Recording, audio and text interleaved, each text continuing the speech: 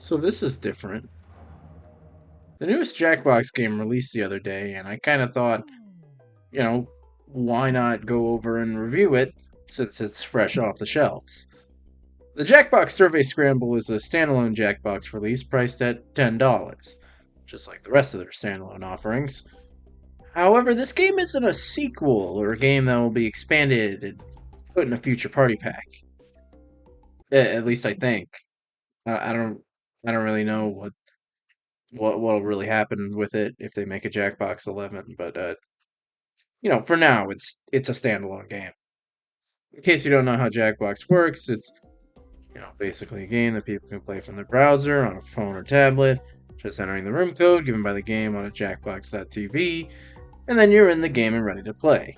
This particular game also supports up to 10 players playing all at the same time, along with an audience feature where up to 10,000 players can have smaller roles. This game is split up into multiple game modes, with 4 main ones along with a random option, and an option to play them all in order. Each of the games obviously are survey games. All the answers here are one-word answers, but things like peanut butter could be entered if you just squished it into one word. But, that would only work if enough other people also squished peanut butter into one word like that. Even though all the games pull from this same big list of surveys, I think each of them do a good job to stand out from each other. In fact, they even confirmed that the game will be getting additional game modes before the end of the year, which I'm pretty excited to see. But what are those game modes that we can play in the meantime then, you may be asking? Well, how about you stop asking me questions because I'm busy making this video and I'm gonna get to them, alright? Just sit down and relax. We'll just go down the list and explain each of the games. The first one being Hilo. Hilo is a simple game. All players choose from 3 categories. The one with the most is the one chosen to pull its answers from. This actually applies to all 4 game modes. All of them start this way. But anyway, for Hilo, the game asks for the players to guess the highest ranked answers twice, before then going down to the bottom and asking for the lowest ranked answers twice. The players get points depending on how well they answered. Be careful though, since if you answer the same thing as another player, you'll split the points with them, encouraging players to try and go for distinct answers as well. Then, at the end, the game asks one final question, asking which of the 2 answers on screen are higher. Players who get this right get 2,500 points. The player with the most points at the end is pronounced the winner. And that's pretty much it. Very simple and a perfect starting off point in this collection. But even though it's simple, it's incredibly fun to play. My only complaints are how the final round kinda feels like an afterthought. Its only real purpose is for some last minute steals. Honestly, it kinda would have been cool if maybe the final question had people, you know, trying to guess an answer that's as close to the middle as it could be, but I don't know, maybe that's too hard to do. Also, it would be nice if the game showed the bottom 10 answers for Hilo as well, since at the end it only shows the top 10. But besides that, this game is some great simple fun. Next on the list is Speed. This one has players try to find as many answers as possible based on the category. The gimmick here is that every correct answer adds more time to the timer, meaning this game will only end when every player can't think of any more options. Each correct answer will give the players 1,000 points. Players also can't answer the same thing as another player.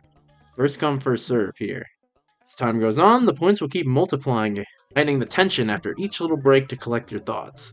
This game is probably the simplest of the bunch. It's just frantic answering, and it's a little tiring, honestly, but hey, it's still fun. At the end, they show the top 10 answers, and then crown the player with the most points as the winner. The only problem I have with this game is that before showing the top 10, they slowly go through each of the answers that the team got. And it kind of drags out for a little long. It would have been nice to include a skip button to just, hurry on past this. And that's basically it.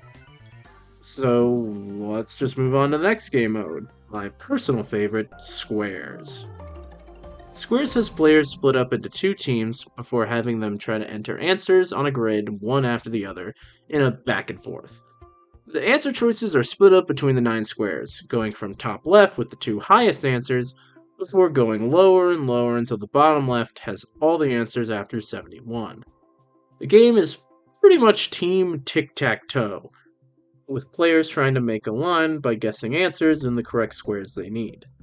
One big mechanic, though, is being able to steal spots, with players being able to steal a square if the answer is in the same range as it, but has a higher placement than the current answer. If the answer is the highest possible in a square, that makes the square locked for the team, meaning it can't ever be stolen.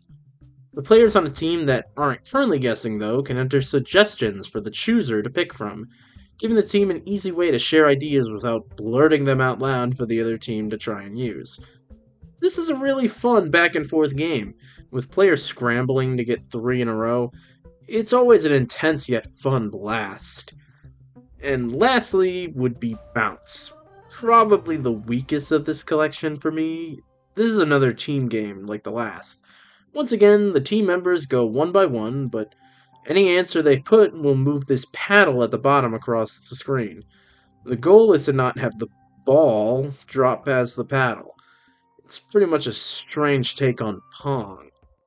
This is definitely the most ambitious game in the collection, but I don't really think they do a good job explaining it. I played a few games with my group, and it never really felt like they had a good grasp on it.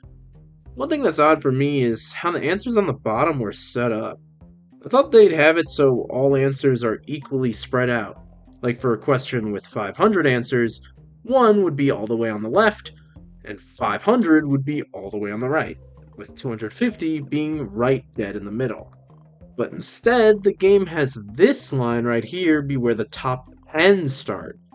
This line here is 50 or so, and pretty much everything after 70 is past this line. It's a bit odd, and it definitely didn't help that I was playing this over Discord, which can give it a bit of delay. But honestly, I still think this idea can be fun. It would probably just be a bit better if I played with a group that really got a handle on the mechanics. That's pretty much it for the modes themselves. Sure, not all of them are perfect, but I think Jackbox made a good move by making sure the games all stood out from one another gameplay-wise. You may have also noticed that I didn't have as much to say on them as other Jackbox games, and that's just because these games are honestly really quick. Like, all of them last around 5 minutes. Once again, this isn't bad though. The game follows the likes of Dodo Re Mi, where you can pretty much play out a round of this game for as long as you feel. Every time someone wins a game, they get a star. This adds up as you keep winning games. So basically, you can just play until the group feels done, where you can then just press a button to end the game. It's honestly really neat. Plus, if you want a longer and more normal Jackbox runtime, you can select Tour and play all the modes back to back, making the runtime about 20 minutes. Plus, they also have an option in the settings that allows players to freely drop in and out whenever they want, so you don't need to reset the room whenever someone has to leave. Honestly, I hope this feature sticks around for future Jackbox titles, at least as an option like they did in this game. I didn't really score each of the game modes individually since they're all pretty small and aren't really treated like their own games like how the Jackbox Party Packs treat them. But as for a quick list of my personal worst to best, I'd say Bounce, Speed, Hilo, and Squares. Though honestly, they aren't too far apart from me. Well, except maybe Bounce. That's probably a decent bit lower than the others, but I still don't personally hate it. This game is very experimental, and I can respect that. The biggest feature about this game is how all the surveys are constantly updating with players' answers, meaning that theoretically, this game is always changing and staying up to date. The answer placements are probably even different from how they are in this very video. I have seen some people worry about the answers being bombed with bots and trolls, but luckily the Jackbox team has noted that they check the submitted answers for this exact reason, and honestly I can feel it sometimes. The reviewer Two Left Thumbs said in his video that in his category of animals that people could take on in a fight, he noticed common animals were high up on the list, and said that didn't really make sense to him, saying that this made it a bit too easy since he could just answer common animals. But I don't know, this kind of feels like it's the point of the game. Obviously, common answers are going to be high up on the list, since more people are going to answer the question with a common animal. I still agree with his worries and feedback, of course, I respect his opinion, but saying this is some kind of complaint feels a bit unfair to me, since the answers themselves still fit the question of animals people can beat in a fight. But yeah, I think this game is a solid 8 out of 10.